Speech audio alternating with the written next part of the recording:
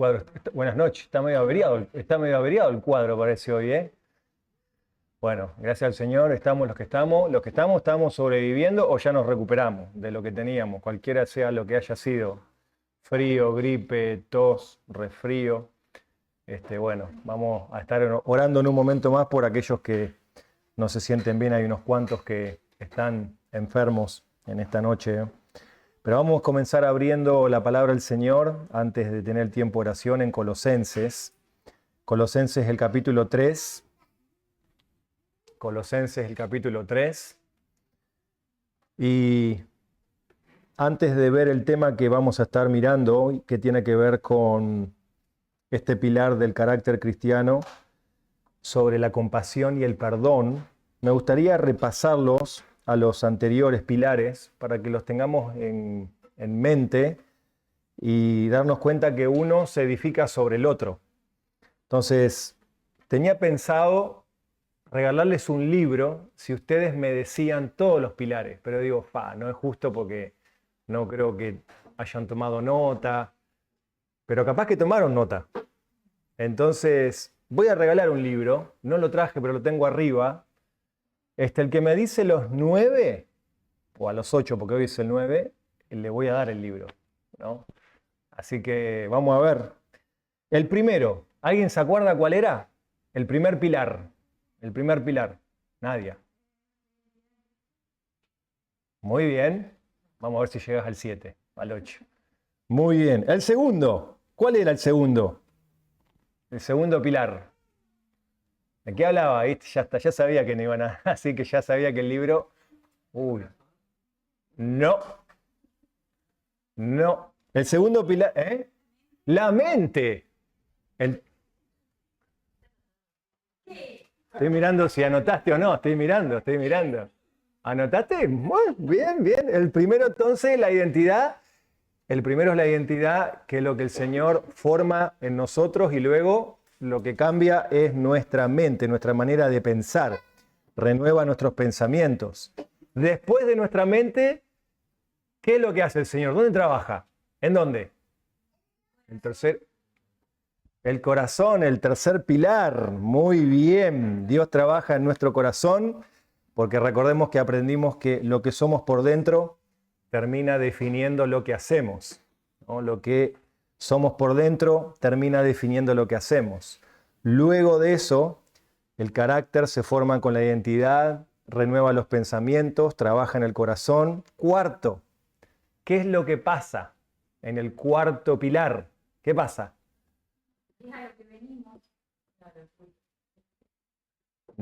¿Qué? ¿Cómo vamos a hacer con el libro? Porque están respondiendo de acá para allá, pero todavía... Los frutos del Espíritu, ¿eso lo enseñaste vos?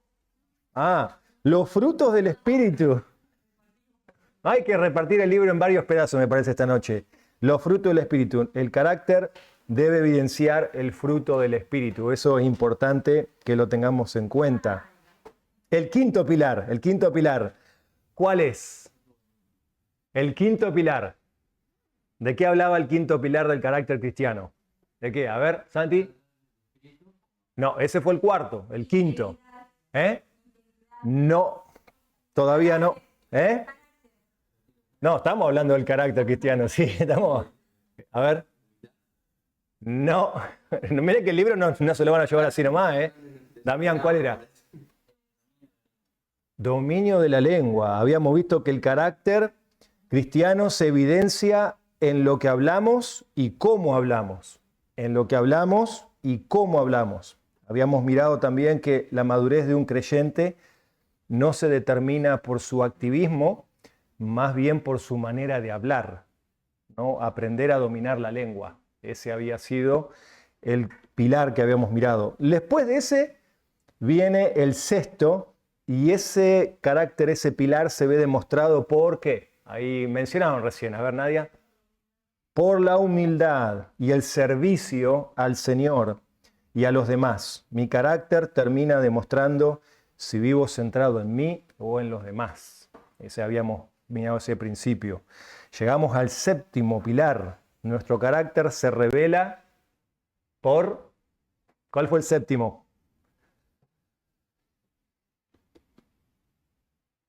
Bueno, hasta ahora viene la cosa peleada. A ver. No todavía, ese es el 8. ¿Cuál, Santi? Le erraste, bien, así no te llevas el libro. No. A ver, Damián. ¿Sí? ¿Qué? Integridad, integridad. Muy bien. Se revela por cómo hablamos de la importancia de tener un carácter íntegro, que en otras palabras habíamos mirado que no se raja ni se quiebra frente a las pruebas. Y la última semana, este es fácil. ¿Cuál fue? La última semana. En la familia, el carácter cristiano de las puertas para adentro, de las puertas para adentro del hogar, nuestro relacionamiento personal con mi prójimo, con mi ser más cercano. Y hoy, fíjense, ¿no?, que ya una vez que vimos todos estos, hoy vamos a ver cómo el creyente se relaciona con el Señor y con los demás. Y eso vamos a hablar acerca de la compasión y el perdón. La compasión y el perdón. Y vamos a leer ahí en capítulo 3 de Colosenses, 3, versículo 12 al 14.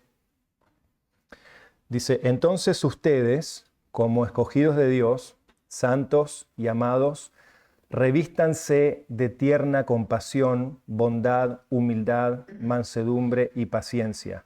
Sopórtense unos a otros y perdónense unos a otros. Si alguien tiene queja contra otro, como Cristo los perdonó, así también háganlo ustedes. Sobre todas estas cosas, vístanse de amor, que es el vínculo de la unidad. Hasta ahí la lectura. Vamos a orar y luego ya compartimos algunas cosas de aquí. Padre, te damos gracias, Señor, por primeramente la salud que tenemos. Gracias, Señor, porque hoy nos permites estar acá. Sabemos que hoy hay varios que están imposibilitados de poder congregarse para tener un tiempo juntos y orar y aprender de tu palabra y animarnos unos a otros. Y oramos por ellos, Señor, que tú le fortalezcas, le restablezcas físicamente y repongas de estos malestares que están últimamente. Y pedimos, Señor, que nos bendigas a nosotros aquí, que nos guardes con tu presencia y que podamos aprender algo nuevo en esta noche, que podamos seguir creciendo en tu gracia, en tu conocimiento y formando nuestro carácter, Señor, que es por el cual tú nos has salvado para reflejar tu gloria y mostrar a Cristo. Pedimos, Señor, tu bendición en el nombre de Cristo Jesús. Amén. Bueno, voy a dar el principio que gobierna todos estos versículos que están aquí centrados en el versículo 12 y 13, y es que el carácter cristiano se desarrolla a medida que tratamos a los demás con compasión y nos perdonamos unos a otros como Cristo nos ha perdonado.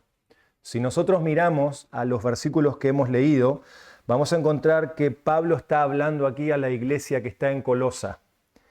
Y parte de alentar a estos hermanos que están ahí en esta iglesia, los está desafiando ahora en el tema de cómo debe ser el trato de unos con otros. El trato debe ser compasivo y el trato debe ser de que cuando hay alguna ofensa entre ambas personas, se debe practicar el perdón bíblico, de tal manera, dice, como Cristo nos ha perdonado. Entonces, vamos a hablar acerca de 4 aspectos que vemos aquí de cómo se desarrolla el carácter en la vida de un creyente, pensando en estos pilares y en la idea que hemos mirado. Primeramente que nada, notemos que él habla acerca de la nueva identidad, va a terminar definiendo lo que hacemos. La nueva identidad del creyente define lo que hace. Fíjense lo que dice ahí, dice, entonces ustedes, está hablando a creyentes, dice, entonces ustedes, como escogidos de Dios, santos y amados. Hay 3 cosas aquí que el pasaje nos presenta y lo vamos a ver en un momento, pero solamente quiero que entendamos de qué está hablando acá. Si ustedes miran, por ejemplo, el subtítulo del pasaje, muchas de las Biblias de ustedes, aunque no sea un marco de referencia para tomar, dice la vida vieja y la vida ¿qué? Nueva. La vida vieja y la vida nueva. Eso es un título que tiene ahí en las Biblias usualmente. Es evidente que ahí él está hablando de cosas en las cuales el viejo hombre hacía y debe dejar de hacer, y cosas que un creyente en su vida nueva debe comenzar a hacer. Por ejemplo, una de las cosas que muestra ahí de la vida vieja que hay que dejar atrás son las mañas, los malos hábitos, las malas costumbres. No lo vamos a leer, pero ustedes lo pueden leer después. Dice, todas estas cosas deben ser quitadas, ¿no? Venimos con mañas del mundo, con malos hábitos, con nuestra vieja naturaleza. Y él dice, para nosotros poder hacer las cosas bien, tenemos que entender que debe haber una nueva identidad para poder quitar esas mañas, esos malos hábitos, esas impurezas de la vida vieja y colocarse, revestirse con buenas virtudes. Entonces, fíjense que hay 3 palabras que acá describen la vida de un nuevo creyente. La primera palabra es escogidos de Dios. ¿Qué querrá decir la palabra escogido? ¿Qué piensan que significa la palabra escogido? ¿Qué significa, Santi? No necesariamente, esa es la que vamos a ver en segundo lugar. Elegidos, ¿qué significa? ¿Qué significa ser elegido por Dios? No, esto cuando estudiamos el libro de Colosenses tiempo atrás, los domingos a la mañana, habíamos hablado que el término que usa ahí el apóstol Pablo es mostrar a estos creyentes que habían recibido el favor de Dios. Habían sido elegidos por el favor de Dios, por la bondad de Dios, para ser parte de su familia.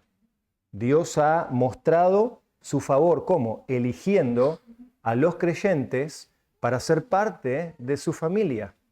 Y noten que eso es nuestra nueva identidad. ¿Quién soy ahora yo? ¿Soy una vieja persona? No, soy una persona escogida por Dios, el cual Dios ha mostrado su favor sobre mi vida. Dios ha mostrado su misericordia al perdonarme. Entonces, Él empieza, antes de pedir y mostrar qué hacer, dice, estos son ustedes. Como escogidos de Dios, la segunda palabra, noten, santos. ¿Qué significa ser santo? Bueno, ahí mencionaron, separado. Dios nos ha separado ¿de qué? Dios nos ha separado del pecado. Dios al salvarnos, al elegirnos, nos ha salvado, separado del pecado, y ahora nos consagra, nos usa específicamente para su gloria. Entonces ahora podemos decir que somos hijos que podemos servir y existir para la gloria del Señor. Y noten que también hay otra palabra que usa acá el pasaje, dice amados, ¿no? ¿Qué 3 expresiones de identidad, ¿no? Soy escogido, Dios mostró su favor sobre mí sin merecerlo, Dios me separó del pecado, de este mundo y me consagró para ser exclusivamente suyo. Y ahora dice, soy amado, en el cual Dios usó el ejercicio de su voluntad divina en una elección deliberada para mostrar su gracia en mí. Soy amado por el Señor. ¿Y esto qué implica? Que las acciones ahora que nosotros hemos de hacer son en respuesta a lo que Dios ha hecho por mí. ¿Ven?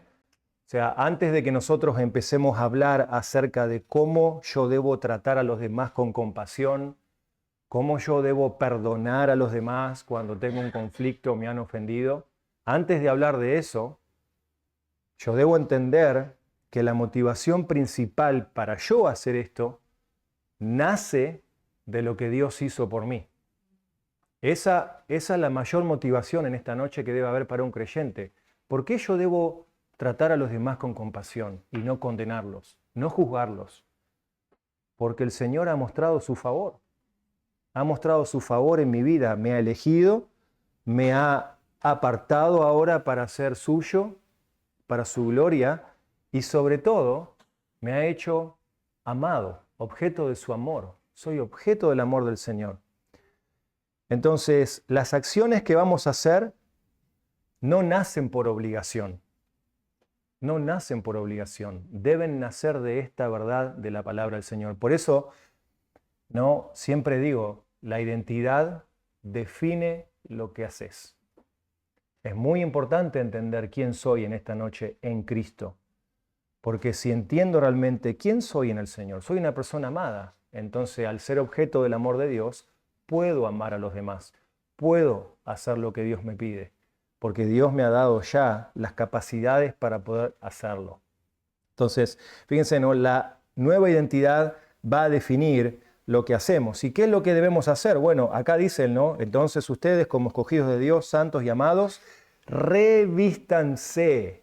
Fíjense, ¿no? Que esa palabra revestir.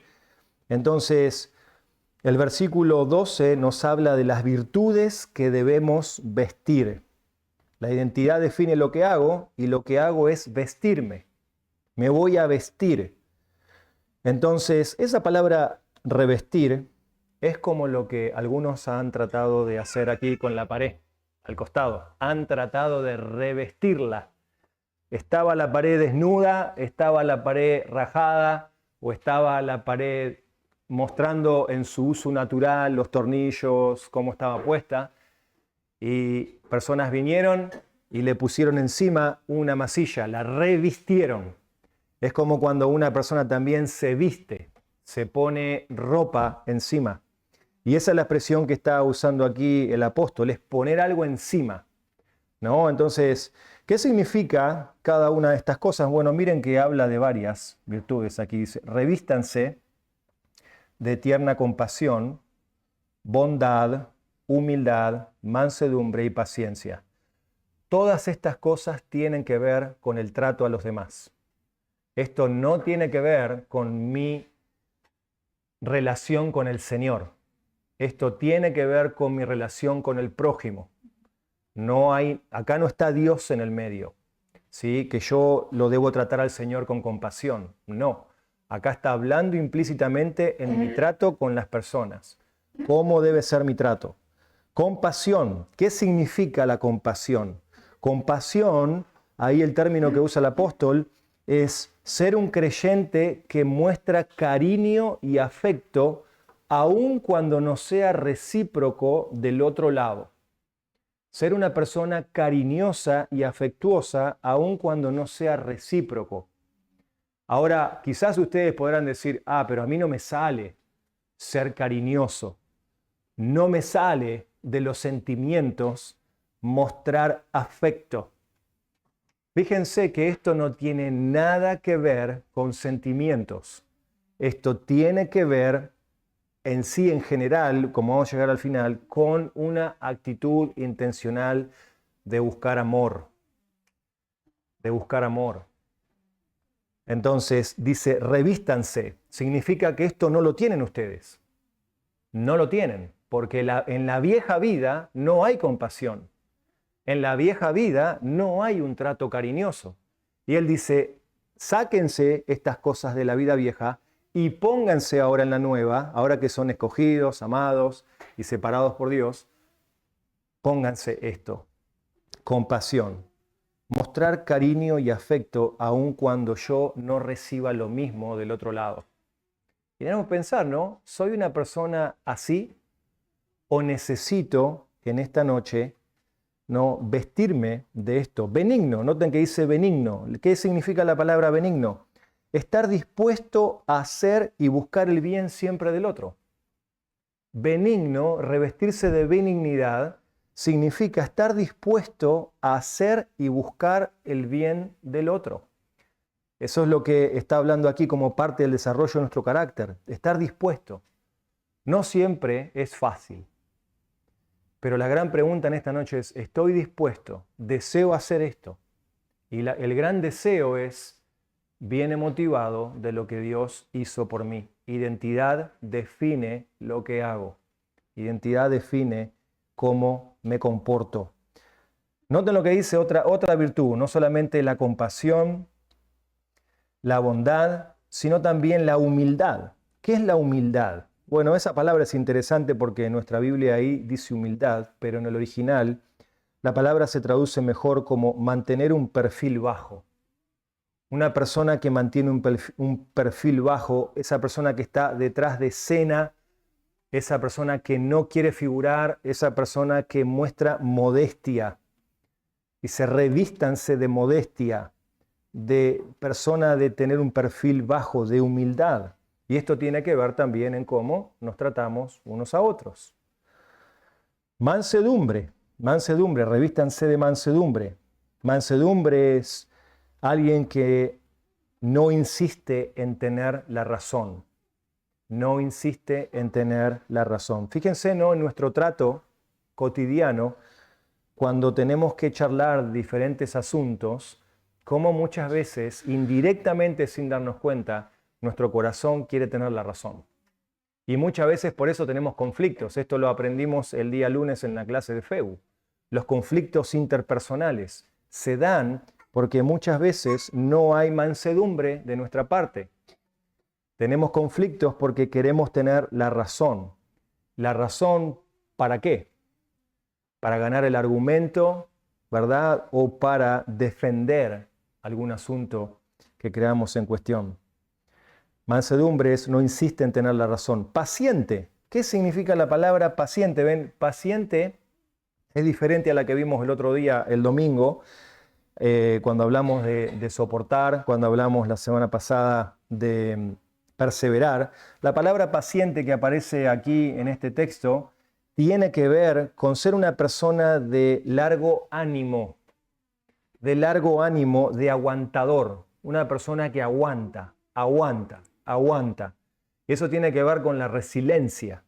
Aguantar, hay personas que tienen poca mecha, por así decirlo. Se les acaba la mecha enseguida o se les acaba la nafta enseguida, ¿no? Y esto es algo que se desarrolla porque es una virtud, ¿no? Es una virtud, es algo que Dios produce.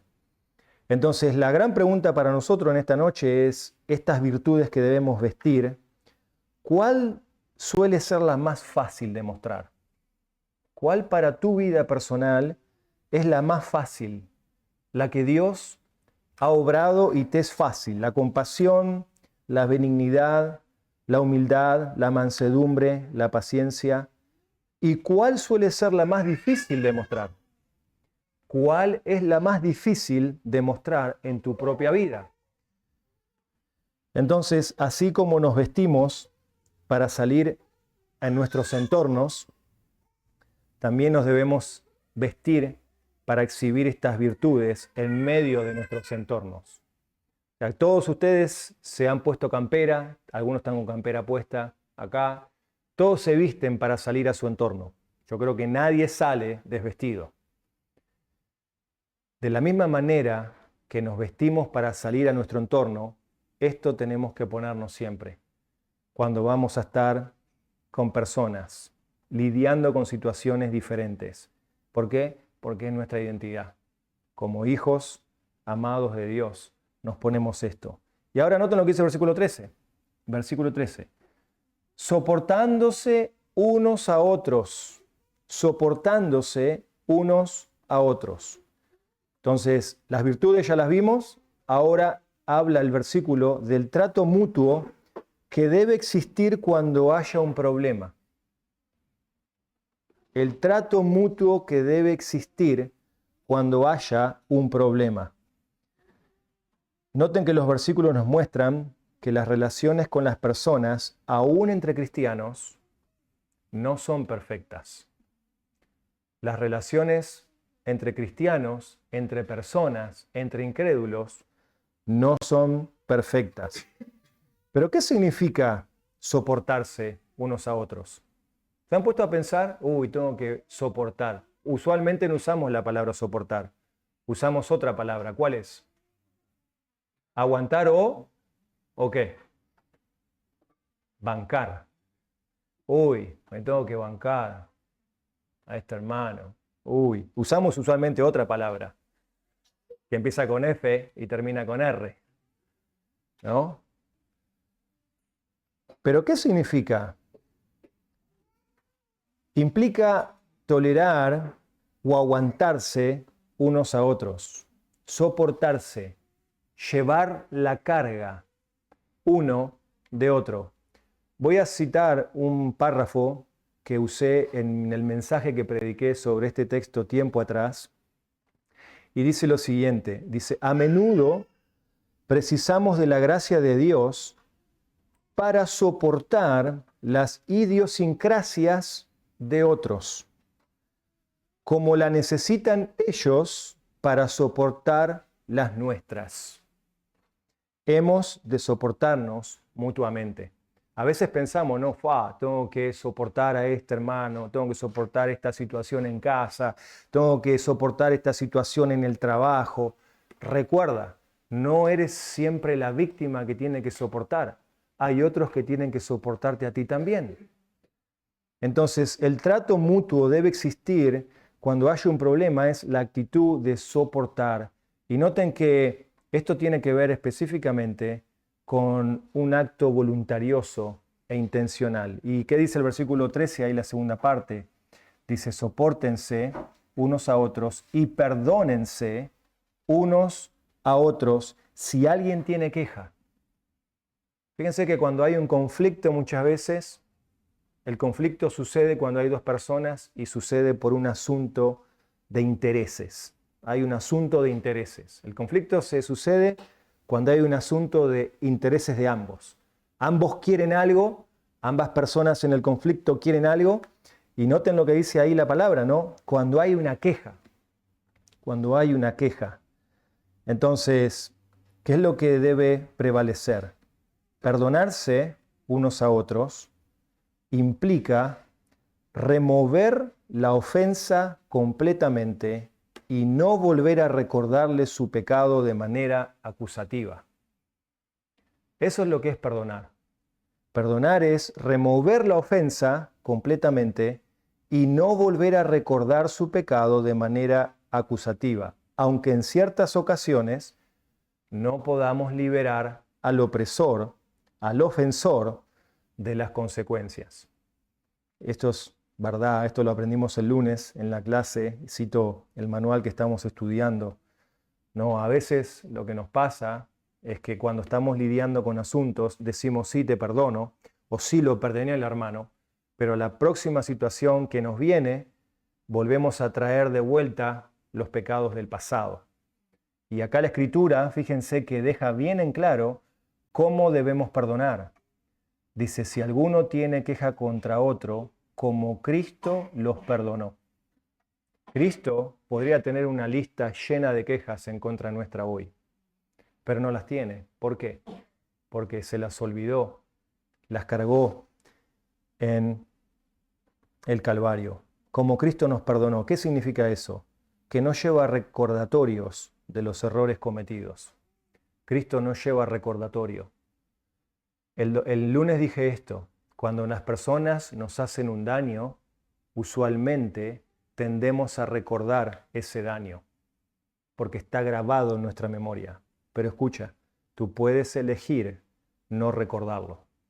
Aunque esté ahí, tú puedes ser intencional en no querer recordarlo más. Va a estar, pero Dios te va a dar la gracia, si eres intencional, en no desear recordarlo. Cristo no recuerda más nuestros errores cometidos. ¿Lo puede hacer? Sí, pero no lo hace. Segundo, Cristo no medita en la ofensa. Cristo no medita en la ofensa que hemos cometido. Y eso a veces nos pasa, que nos cuesta perdonar porque nosotros estamos meditando todo el tiempo en la ofensa que nos han hecho. Tercero, como Cristo nos perdonó, Cristo no comenta con otros el pecado con el fin de denigrarnos. Cristo no comenta el pecado con el fin de denigrarnos. Déjeme darle un ejemplo de esto. Cuando Cristo trató con Pedro, lo llamó aparte.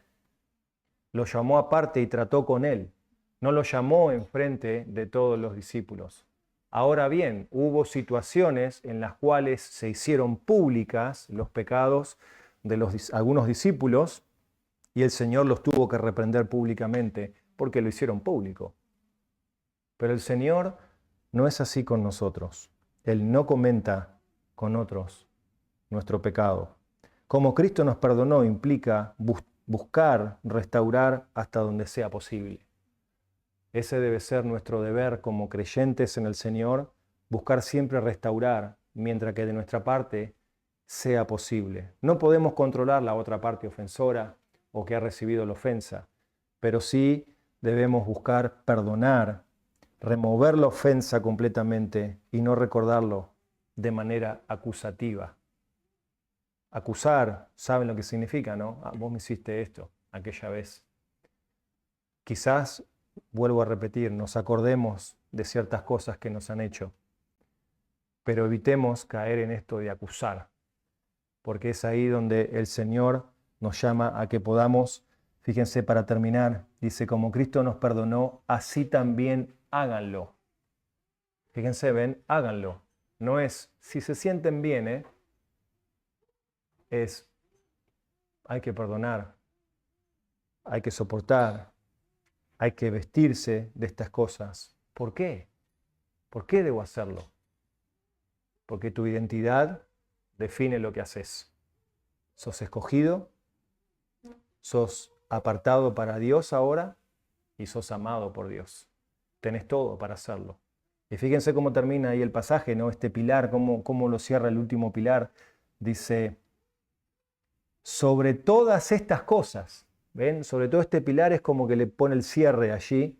Sobre todas estas cosas, vístanse de amor, que es el vínculo de la unidad. Yo puse, el amor es como la campera. Es como la campera, el sobre todo, que encierra todo, ¿no? Dice, el amor sostiene y encierra a las virtudes completamente. Yo puedo tener todas estas virtudes, pero yo pensaba, ¿podré ser una persona compasiva si no tengo amor? ¿Podré ser una persona benigna si no tengo amor? ¿Podré ser una persona que puede perdonar a los demás si no tengo amor? ¿Qué dice la Biblia? ¿No o sí? ¿Se puede? No. Pablo dice, yo puedo tener todos los dones, 1 Corintios 13, ¿se acuerdan? Y dice, pero si no tenés amor, ¿no?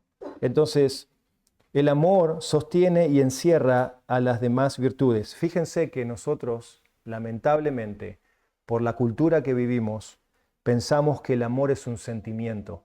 Tengo que sentir amarlo. El amor bíblico es una decisión intencional. Lo voy a amar a pesar de, porque es el amor de Dios. Ese es el amor de Dios. Me amó a pesar de que mi vida era, como dice aquí, ¿verdad? En todos los versículos anteriores, llena de impurezas, pasiones, malos deseos, avaricia, idolatría, la cual la ira de Dios venía sobre mí. A pesar de eso, Dios dijo, voy a mostrar mi favor en tu vida. ¿Ven? Fíjense, ¿no? Entonces, ¿cómo se verían estas virtudes en nuestra vida cuando mostramos amor? Entonces, el amor es el vínculo que mantiene las relaciones unidas. El amor es el vínculo que mantiene las relaciones unidas. ¿Qué prenda o qué vestimenta de todas estas que hemos visto necesitamos ponernos para crecer en nuestro carácter? Esa es la pregunta que tenemos que llevar a casa, ¿no? Después de haber pensado un rato, meditado en esto, ¿dónde debo trabajar? ¿En qué áreas estoy bien con el Señor? ¿En qué áreas me doy cuenta que el Señor, en base a lo que he hecho en mi vida, vengo progresando? Vengo mostrando compasión, vengo desarrollando este área en mi vida. Veo que noto que tengo más mansedumbre y paciencia que lo que tenía antes. Gloria al Señor. Sigue trabajando en este aspecto. Pero ¿cuál de todas estas todavía debemos seguir progresando, afirmando para ser un carácter, un pilar firme?